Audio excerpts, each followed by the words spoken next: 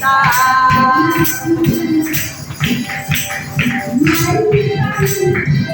Untuk sang raja.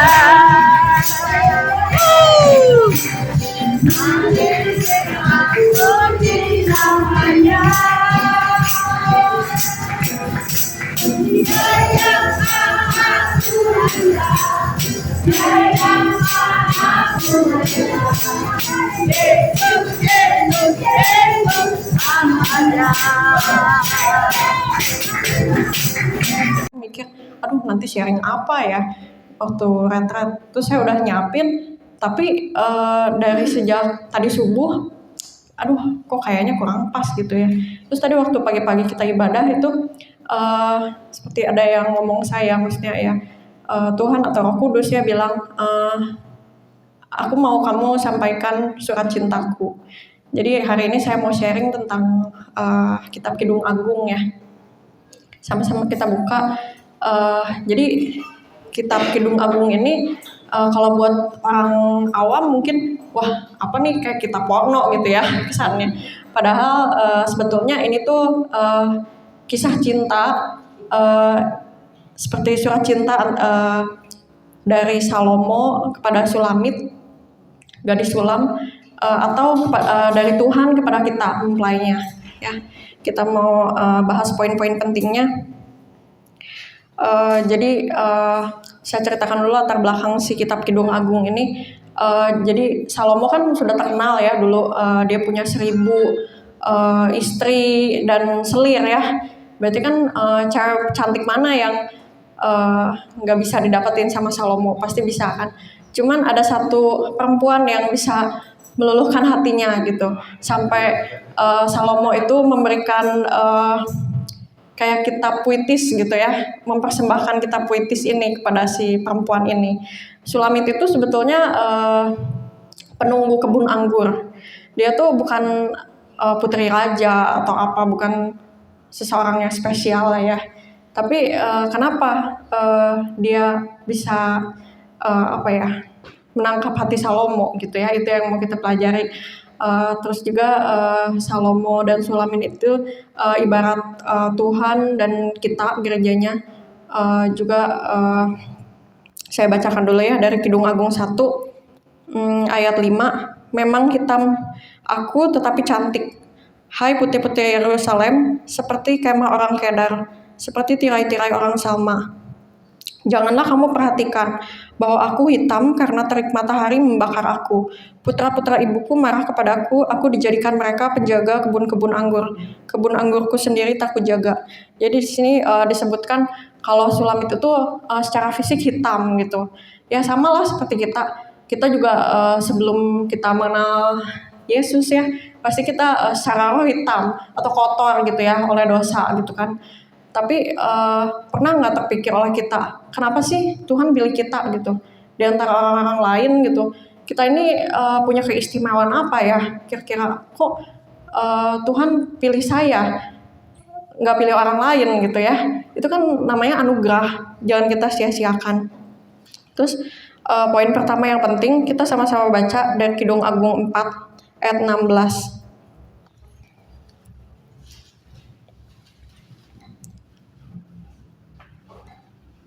Udah ya, kita baca sama-sama 3, 2, 1. Bangunlah hai angin utara dan marilah hai angin selatan, bertiuplah dalam kebunku supaya semerbaklah bau rempah-rempahnya. Semoga kekasihku datang ke kebunnya dan makan buah-buahnya yang lezat. Amin. Jadi kekasihku ini maksudnya Tuhan ya, kekasih kita itu Tuhan kan. Nah, apakah Tuhan waktu datang ke kebun itu apakah dia menemukan buah-buah yang lezat pada kita? Apa buah-buah kita udah matang belum? Atau mentah gitu, malah mentah atau pahit atau busuk mungkin ya. Nah, yang bisa lihat buah-buah kita itu ya cuman Tuhan dan sesama kita ya, sekeliling kita. Nah, dari situ ketahuan lah buah-buahnya. Kalau kita sendiri ya nggak bisa menilai buah kita. Oh, kita merasa buah kita udah baik nih, misalnya udah manis, kita udah berbuah-buah, udah sempurna, ya nggak bisa lah. Maksudnya yang tahu itu Tuhan dan sekeliling kita. Jadi sesekali kita perlulah tanya sama Tuhan, Tuhan, buah-buahku ini gimana sih gitu, udah baik belum, udah manis belum. Jangan sampai seperti di Yeremia 31 ayat 30 itu disebutkan setiap orang akan mati karena kesalahannya sendiri. Setiap manusia yang makan buah mentah, giginya sendiri menjadi ngilu. Jangan sampai waktu Tuhan mau makan buah kita, waduh ternyata ini belum matang nih, mentah, terus bikin giginya ngilu gitu kan. Nggak mau kan, pasti kita masing-masing pengen ya Tuhan tuh menemukan buah-buah yang manis pada kita, buah-buah yang matang. Terus poin kedua yang penting, kita baca lagi dari Kidung Agung 5 ayat 2. Jadi selain berbuah-buah roh itu penting. Kidung 5 ayat 2, pasal 5 ayat 2. Semuanya dari Kidung Agungnya.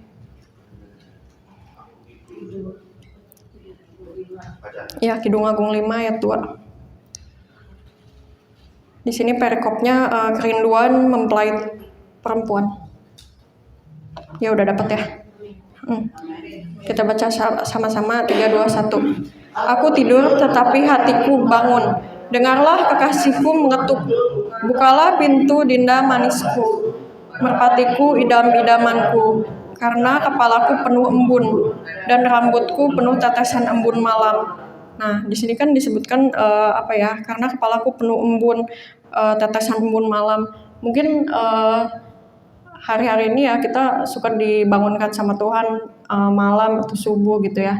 Tapi waktu kekasihku mengetuk, apa kita bukain pintu nggak untuk kekasih kita? Apa jangan-jangan maksudnya ya udahlah tidur lagi aja gitu, atau misalnya waktu kekasih kita mengetuk misalnya kamu disuruh ini misalnya, nah kita mau bukain pintu hati kita nggak untuk kekasih kita? Jadi seperti yang Pak Yoko kemarin khotbahkan ya, kita harus lebih peka gitu sama suara Tuhan. Tuhan suruh apa, kita harus nurut gitu. Jadi Tuhan ketuk-ketuk pintu hati kita. Misalnya kita disuruh memberkati orang atau nabur, nabur gitu ya. Tapi kita nggak bukain pintu, jadi percuma juga kalau kayak gitu. Nah, poin yang ketiga, pasal 8 ayat, kita baca dulu ayat 6 sampai 7a. Ya, pasal 8 ayat 6 sampai 7a.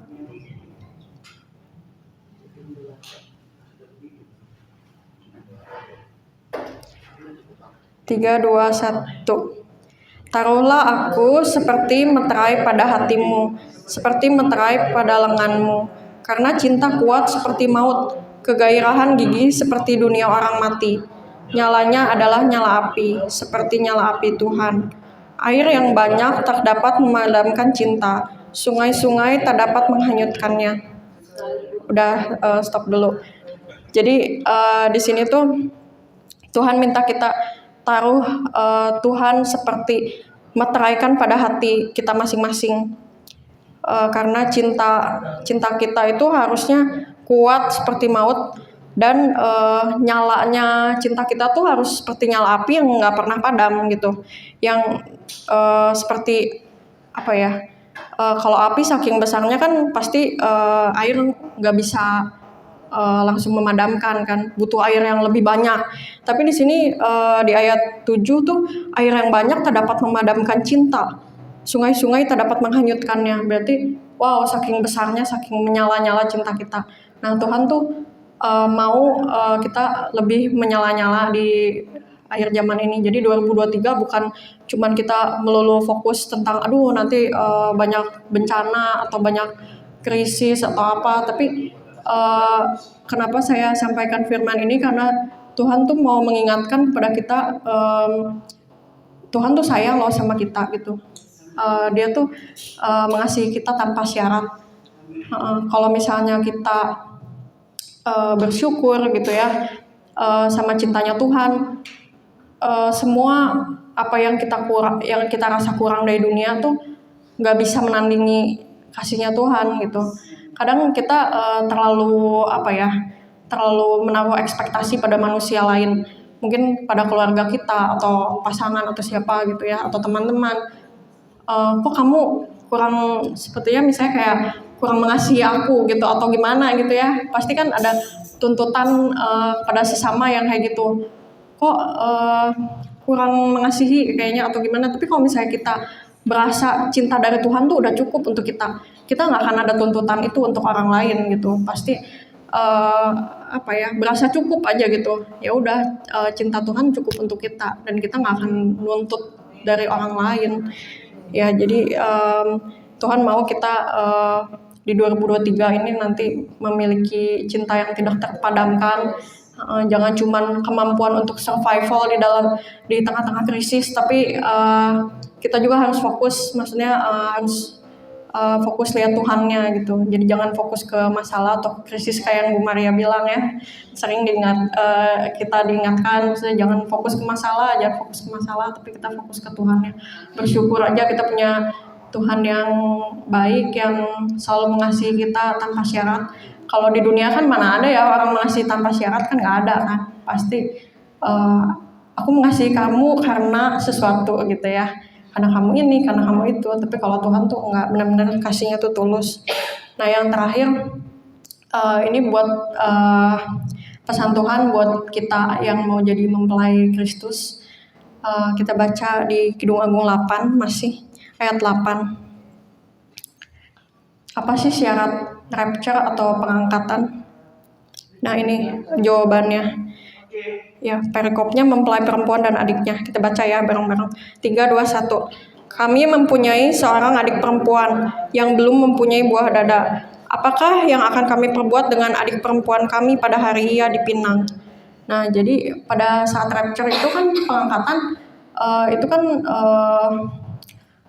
perjamuan kawin anak domba udah siap ya.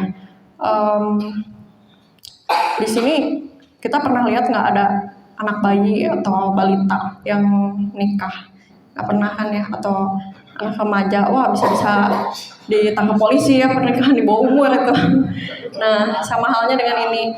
Kalau kita mau Tuhan temukan berlayak untuk ikut pengangkatan, kita harus berusaha dewasa rohani gitu ya. Karena kalau rohani kita secara roh kita masih bayi ini, masih balita atau masih anak-anak, misalnya kayak anak SD atau apa. Nah gimana Tuhan mau nikah dengan kita gitu, istilahnya kayak gitu ya. Nah jangan sampai kita ketinggalan karena ya kita nggak mau lah ya di sini mengalami 7 cawan murka Allah kayak yang di kitab Wahyu dan kesusahan-kesusahan lainnya. Nah, apa yang terjadi sama bayi-bayi rohani dan anak-anak rohani? Disebutkan di Lukas 21 ayat 23, celakalah ibu-ibu yang sedang hamil atau yang menyusukan bayi pada masa itu, sebab akan datang kesesakan yang dahsyat atas seluruh negeri dan murka atas bangsa ini. Di sini ibu-ibu ini maksudnya gereja Tuhan. Celakalah katanya yang sedang gereja yang sedang hamil. Berarti yang belum dewasa, yang Tuhan belum temukan dewasa atau yang menyusukan bayi. Wah, berarti banyak bayi-bayi rohani di gereja ini. Sebab akan datang kesesakan yang dahsyat atas seluruh negeri. Jadi ya jangan sampai lah ya kita ketinggalan sesuai dengan yel-yel pas agape ya. Mudah-mudahan kita bersatu di bumi, bersatu di surga juga ya. Ya udah sekian sharing saya, semoga bermanfaat, Tuhan memberkati.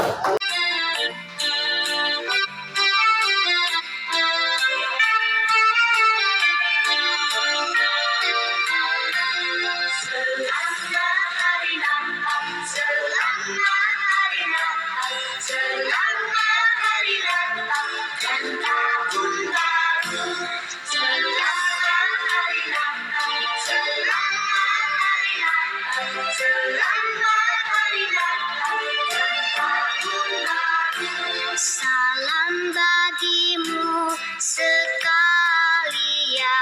selamat hari Natal dan